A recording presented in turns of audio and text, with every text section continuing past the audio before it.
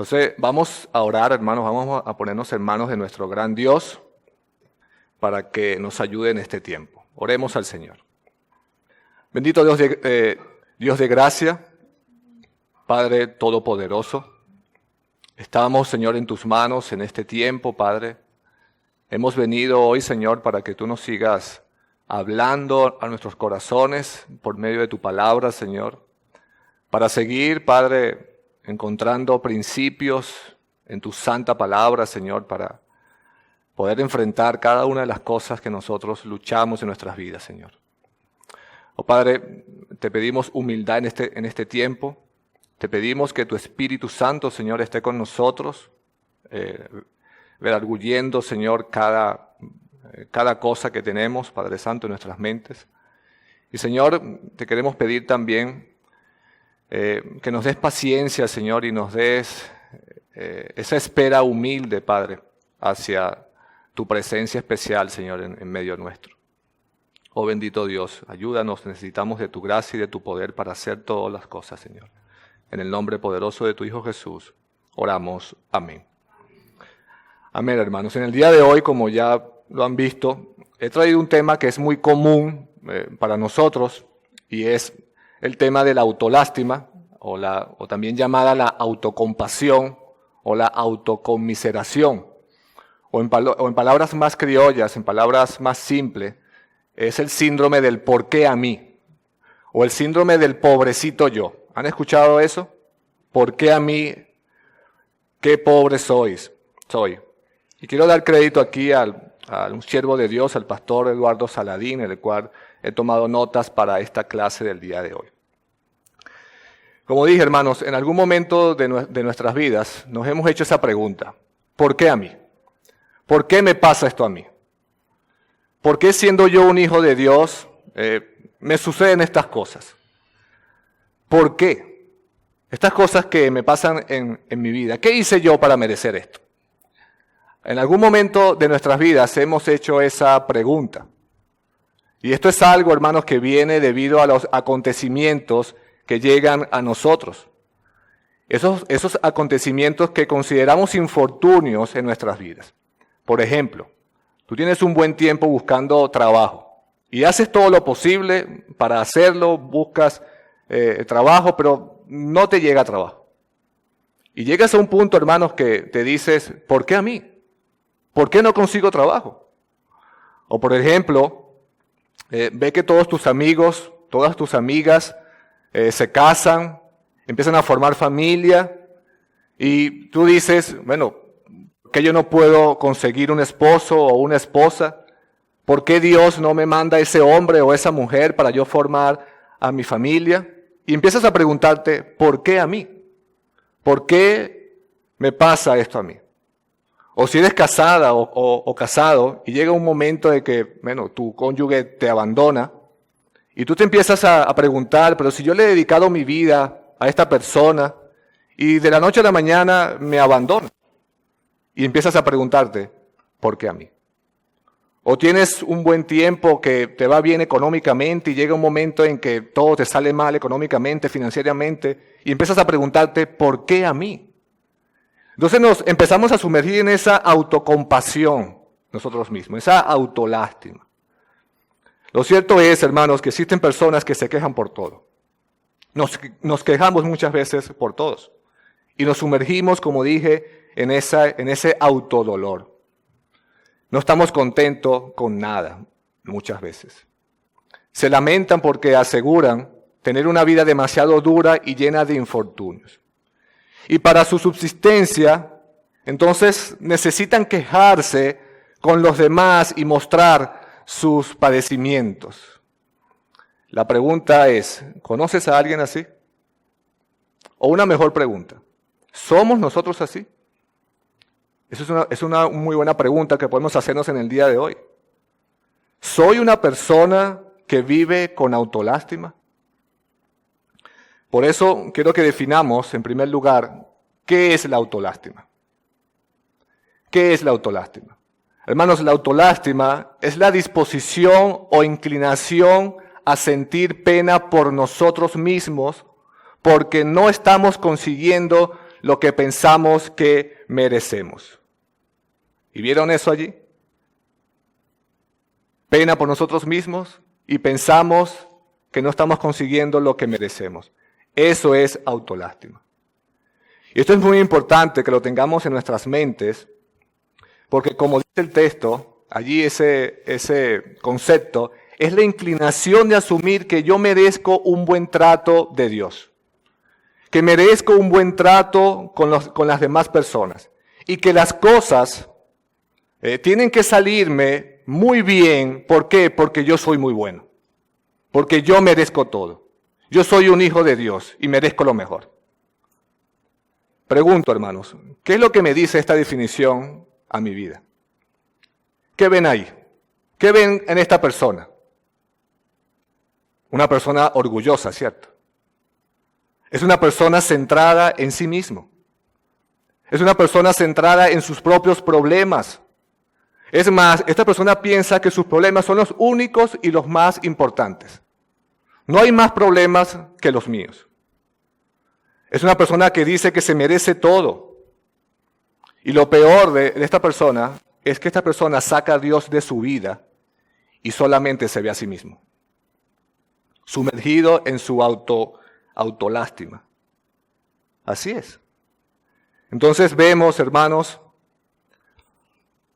a una persona orgullosa, una persona centrada en sí mismo, una persona donde sus problemas son los únicos y los más importantes, cree que se merece todo, no ve a Dios en su vida y solo se ve a sí mismo. Eso es autolástima. Ahora, quiero mostrarte en la Biblia, hermanos, las causas de la autolástima. Y eso también es importante porque tenemos que identificar a la luz de la Biblia cuáles son aquellas cosas que nos sumergen en la autolástima. En las Escrituras hay un salmo, el Salmo 73, de una persona que está deprimida y que está abatido. Y esta persona cae en autolástima. Vayamos al Salmo 73, y si quieren me acompañan allí en sus Biblias, yo lo tengo acá, pero sigan también la lectura allí. Salmo 73, ya vimos qué es la autolástima, ahora vamos a la causa de la autolástima. Salmo 73, versículos 1 al 3, dice la palabra de Dios: ciertamente es bueno Dios para con Israel, para con los impíos de corazón. En cuanto a mí, casi se deslizaron mis pies, por poco resbalaron mis pasos. Y miren el versículo 3. Porque tuve envidia de los arrogantes, viendo la prosperidad de los impíos. ¿Vieron eso allí, hermanos? Aquí tenemos a un hombre de Dios, a un hombre piadoso, que dice casi que sus pasos deslizan, y él empieza a describir qué era lo que estaba pasando en su corazón, en su vida. Y él lo primero que dice: yo tuve envidia de los arrogantes, viendo la prosperidad de los impíos. Entonces, ¿cuál es la primera causa que vemos aquí de la autolástima, hermanos? ¿Cuál es? La envidia.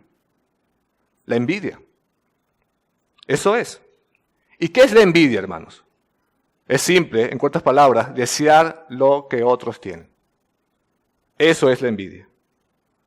Este hombre de Dios estaba deseando tener lo que tenían aquellos que no conocían a Dios, los impíos. Impresionante. Empezó a sentir autolástima. Así somos nosotros, hermanos. Sentimos autolástima muchas veces cuando deseamos tener lo que otros tienen.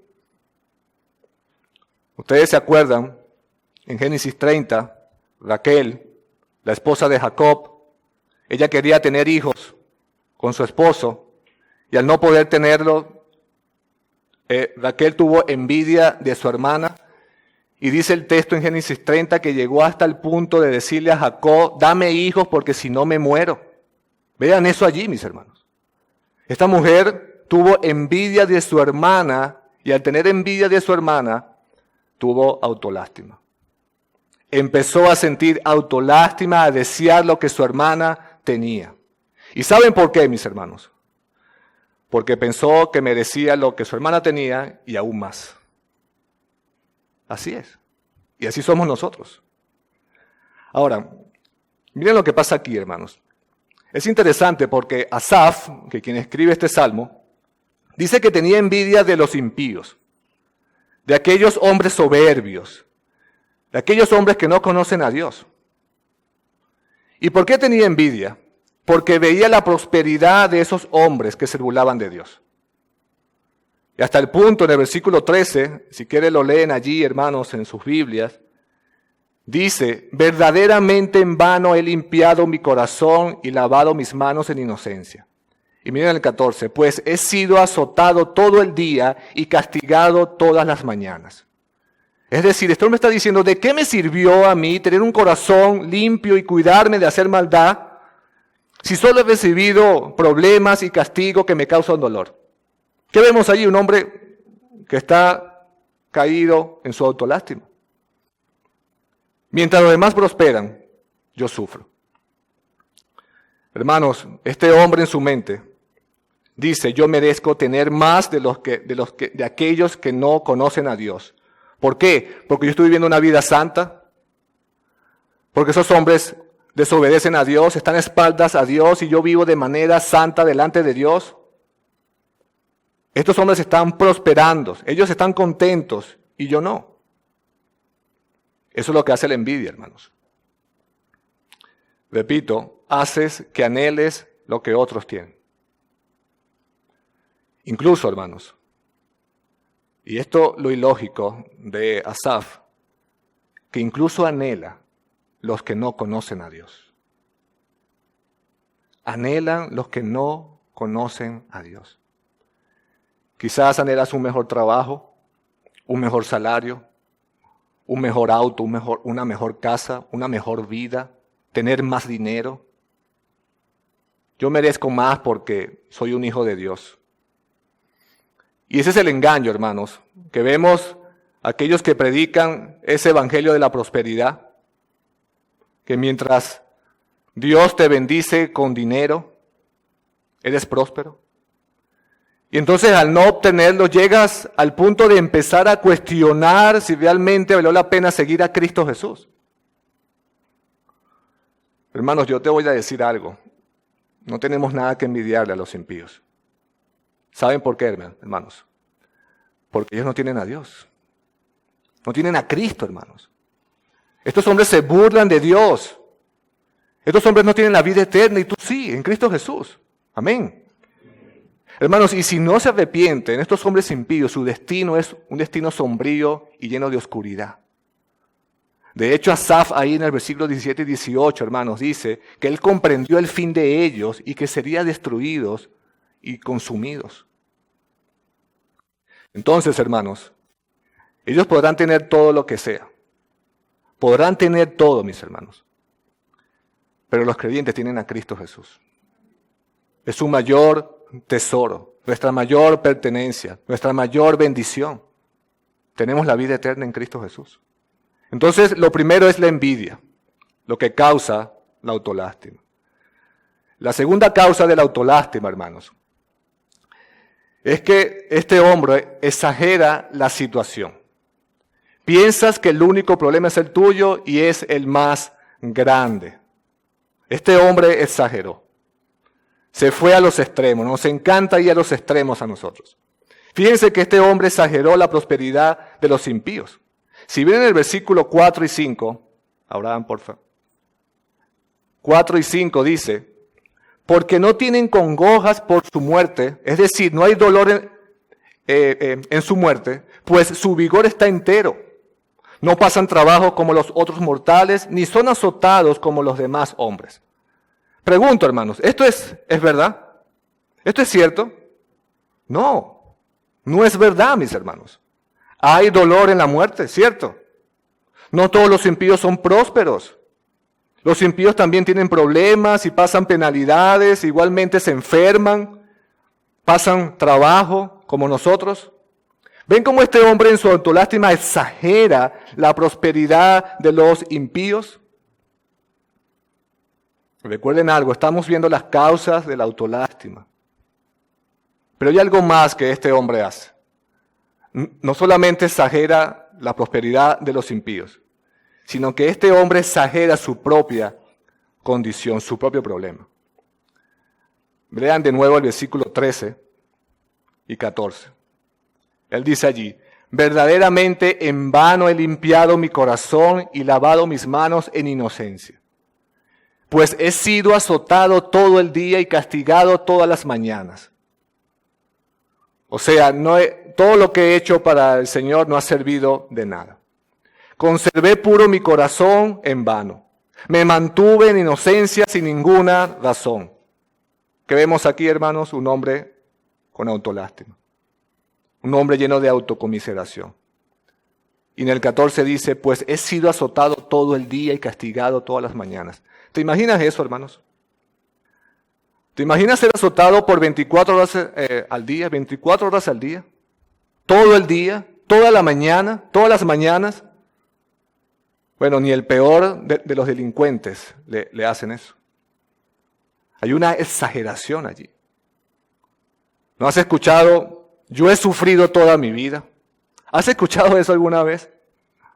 Yo he pasado trabajo toda mi vida. Bueno, quizás has pasado trabajo en tu vida y quizás has sufrido, hermano. No estamos exentos del sufrimiento. Desde que nacemos empezamos a sufrir.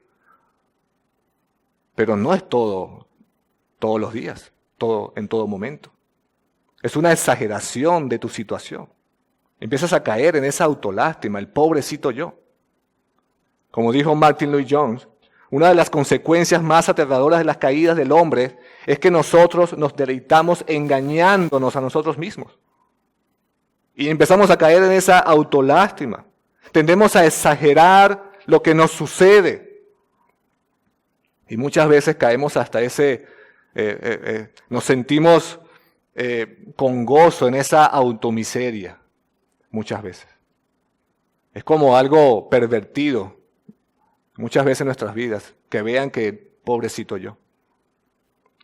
Hermanos, lo que vemos aquí es que este hombre, Asaf, tuvo envidia en primer lugar y exageró su situación.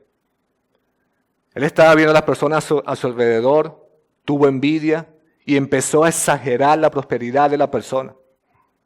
Empezó a exagerar sus propios problemas. Y eso es lo que muchas veces nosotros hacemos cuando caemos en esa autolástima. En tercer lugar, mis hermanos, una tercera causa. Y es que este hombre tuvo una confusión de la prosperidad. Empezó a medir la prosperidad por las riquezas que los demás tienen. Así es. Vean el versículo 2, hermanos. Dice: he aquí estos impíos, sin ser turbados del mundo, alcanzaron riquezas.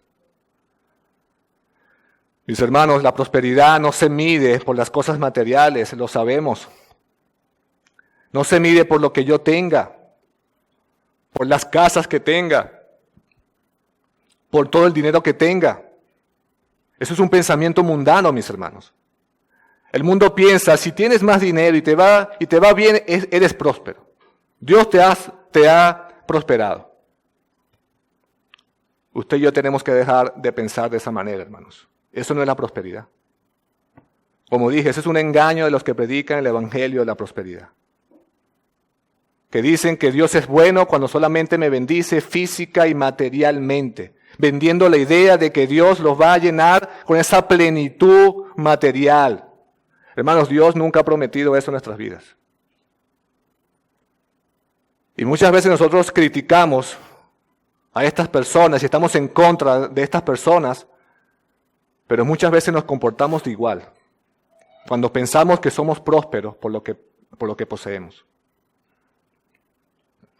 Y no hay algo más contrario que nos dice la palabra de Dios, mis hermanos. La palabra de Dios nos dice que mientras menos tenemos, más bendecidos. ¿Saben por qué, hermanos? Porque no dependemos de esas cosas. Dependemos de Dios, mis hermanos, y Dios quiere que dependa solamente de Él, no de lo que tú puedas tener o alcanzar en esta vida. Nuestra confianza está en Dios, ¿o no? Así es, mis hermanos. Mientras más débiles somos, Dios está allí con nosotros, perfeccionando su poder. Perfecciona su poder allí. Hermanos, tengamos cuidado con tener una confusión acerca de la verdadera naturaleza de la prosperidad. Y la Escritura dice, hermanos, que la persona que realmente prospera es la persona que tiene al Señor en su corazón.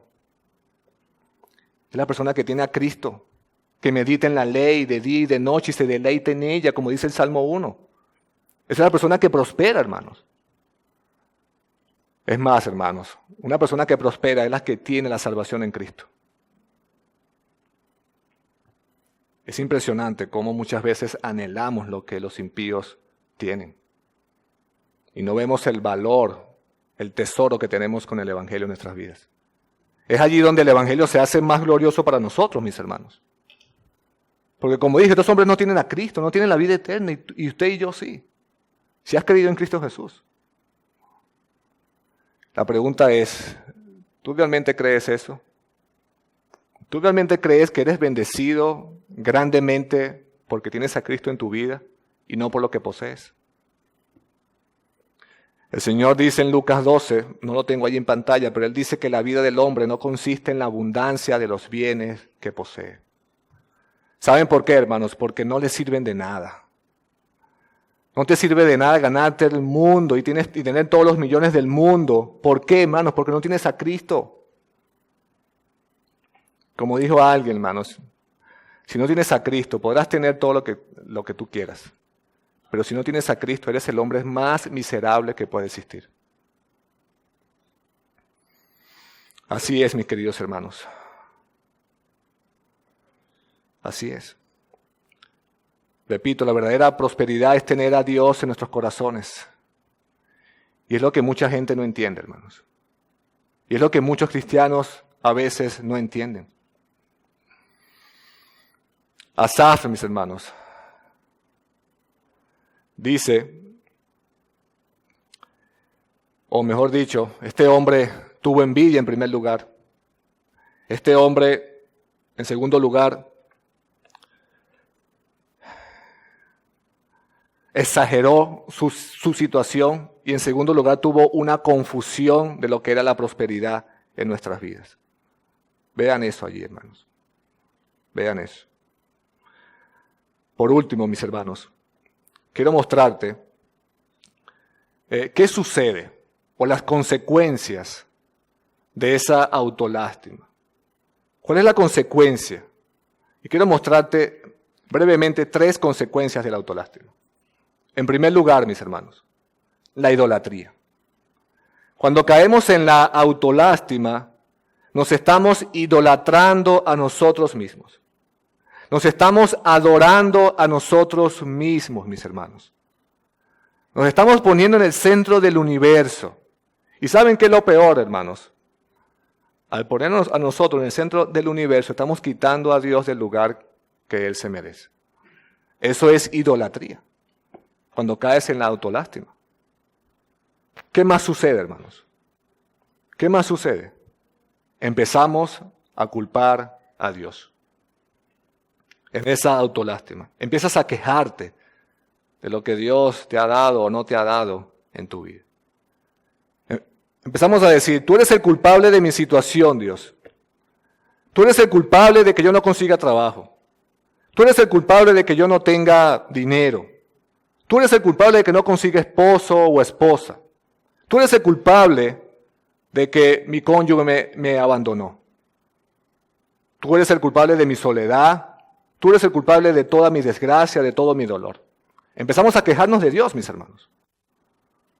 Culpamos a Dios y empezamos a caer en esa autolástima y a victimizarnos. Es decir, nos vemos como víctimas delante de Dios y delante de los demás. Y no reconocemos que somos pecadores delante de Dios. Que merecemos solamente es su ira. Pero por su gracia nos dio a Cristo Jesús.